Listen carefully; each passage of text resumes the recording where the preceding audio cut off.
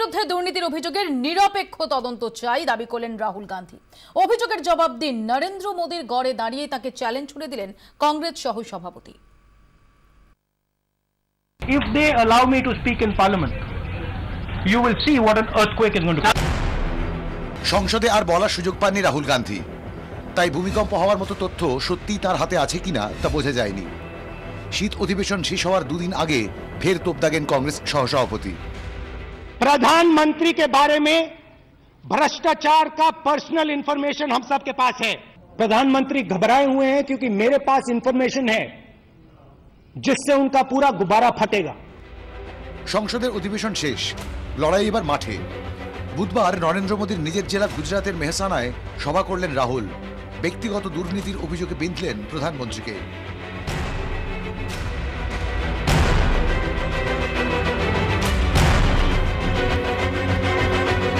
রাহুল গান্ধীর অভিযোগ, গুজরাতের মুখ্যমন্ত্রী থাকার সময় নরেন্দ্র মোদী দুই সংস্থার কাছ থেকে ঘুষ নেন। আয়কর বিভাগের তল্লাশিতেই তথ্য মেলে। 22 नवंबर 2014 सहारा कंपनी पर एक रेड हुई। वहां उनको सहारा के रिकॉर्ड मिले। ये जो रिकॉर्ड है सहारा का 2.5 साल से इनकम टैक्स डिपार्टमेंट के पास है। 2.5 साल से इंक्वायरी क्यों नहीं हुई? अब आप देश को बताओ, स्वयं बताओ कि ये सच है या नहीं। एक आप इंडिपेंडेंट इंक्वायरी इस मामले पे करवाओ। নোট বাতিলের সিদ্ধান্তে লাভবান হয়েছেন মোদী ঘনিষ্ঠ ব্যবসায়ীরা। আগে এই অভিযোগ করলেও এদিন নোট বাতিল পর্বে নরেন্দ্র মোদীর দুর্নীতির প্রমাণ দিতে পারেননি রাহুল। তবে মানুষের দুর্ভোগের সঙ্গে প্রধানমন্ত্রীর বিরুদ্ধে ঘুষ নেওয়ার অভিযোগকে মিলিয়ে দেওয়ার চেষ্টা করেছেন তিনি। आपने पूरे देश को लाइन में रखा। आपने पूरे देश से उनकी ईमानदारी पर सवाल उठाया, उनकी कमाई पर सवाल उठाया। अब मैं देश की ओर से पूछ रहा हूं, इन महिलाओं की ओर से पूछ रहा हूं, हिंदुस्तान के किसानों से ओर से पूछ रहा हूं, क्या ये इंफॉर्मेशन जो इनकम टैक्स डिपार्टमेंट के पास है, क्या ये सच है? মেহসানায় রাহুলের কথাই সত্যি ভূমিকম্প হলো কিনা তা নিয়ে অবশ্য প্রশ্ন থেকেই গেল। রাজনৈতিক বিশেষজ্ঞরা বলছেন, উত্তরপ্রদেশে ভোটের আগে এভাবেই প্রধানমন্ত্রীর বিরুদ্ধে কার্পেট বম্বিং চালিয়ে যাবেন রাহুল।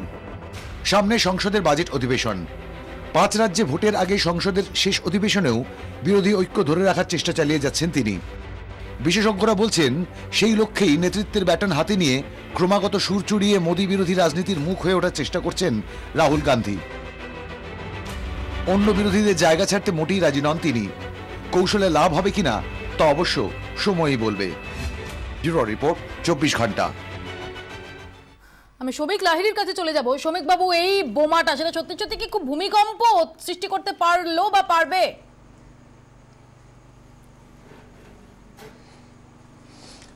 আমি প্রথমেই একটা কথা বলি। আমার বন্ধুবর শ্রমিক ভট্টাচার্য যে বললেন যে যখন গুজরাটের প্রধান মুখ্যমন্ত্রী ছিলেন নরেন্দ্র মোদীজি, তখন তার বিরুদ্ধে এমনকি কংগ্রেসও কোনো কথা বলতে পারত না, ব্যক্তিগত পর্যায়ে সততা নিয়ে। 8ই অক্টোবর 2016 টাইমস অফ ইন্ডিয়ায় এক ভদ্রলোকের একটা ইন্টারভিউ ছাপা হয়, বয়স 80। তিনি ইন্টারভিউতে বলছেন তিনি 100টার বেশি আরটিআই ফাইল করেছেন এমবি শাহ কমিশনের রিপোর্ট পাবলিশ করবার জন্য। কি নিয়ে এই কমিশন? না, আদানিদের বন্দর এবং এসিজেড মুন্দ্রাতে বানানোর জন্য বেআইনিভাবে জমি দেওয়া, বেআইনিভাবে এসআর গ্রুপকে বনাঞ্চল দেওয়া, স্টেট পেট্রোলিয়াম কর্পোরেশন সেইখানে দুর্নীতি ইত্যাদি সহ 14টা করাপশন নিয়ে এমবি শাহ কমিশনের রিপোর্ট তৈরি হয়েছিল। আজকের তারিখ পর্যন্ত সেই রিপোর্ট গুজরাট অ্যাসেম্বলিতে দেওয়া হলেও তার একটা কপি এখনো পর্যন্ত জনসমক্ষে আসেনি। কি উত্তর দেবেন? দ্বিতীয় আমার যেটা প্রশ্ন, সবচেয়ে বড় দুর্নীতিটা কোথায়? এই যে তথাকথিত ডিমনিটাইজেশনের প্রথম দুর্নীতি হচ্ছে এইখানে। মানুষকে অসত্য কথা বলেছেন যে কালো টাকা উদ্ধারের জন্য করছি, সন্ত্রাসবাদীদের রোখার জন্য করছি। আসলে করেছেন কেন? তার কারণ আমার দেশের ব্যাংকের টাকা লুট হয়েছে, 11.5 লক্ষ কোটি টাকা। সেই লুঠেরাদের উনি ধরবেন কিভাবে? ওদের পয়সায় উনি প্রধানমন্ত্রী হওয়ার জন্য প্রচার করেছেন, ওদের এরোপ্লেনে উড়োজাহাজে উড়ে প্রচার করেছেন, ওদের সঙ্গেই ওঠা, ওদের সঙ্গেই বসা। আমি আসবো শ্রমিক বাবু, শ্রমিক ভট্টাচার্যের কাছে আসবো, আপনারই বক্তব্য নিয়ে। শ্রমিক ভট্টাচার্য, ভারতবর্ষের রাজনৈতিক যে ব্যবস্থা, আমরা যেভাবে নির্বাচন লড়ি, এমন কোনো রাজনৈতিক দল নেই যে বলতে পারবে দাঁড়িয়ে শিল্পপতিদের কাছ থেকে তারা চাঁদা নেয়নি। শুধু ওই লেভি দিয়ে আর কৌটো নাড়িয়ে নির্বাচন লড়া যায় না, সেটা শ্রমিক লাহিড়িও জানেন, সেটা প্রদীপ ভট্টাচার্যও জানেন, সেটা সুখেন্দু শেখর রায়ও জানেন। চাঁদা নেওয়া হয়, এটাকে দুর্ভাগ্য বলতে পারেন, এটাকে অভিশাপ বলতে পারেন, এটাকে ব্যবস্থা বলতে পারেন।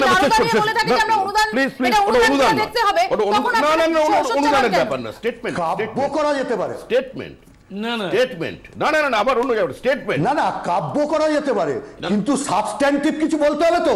এই ব্যাপারটা কথাটা কি? 4 ইঞ্চি বাড়িয়ে বলতে পারতেন আমি তদন্তের মুখোমুখি হব। কেন বলতে পারলেন না এই কথাটা? কেন পারছেন না এই কথাটা বলতে? উনি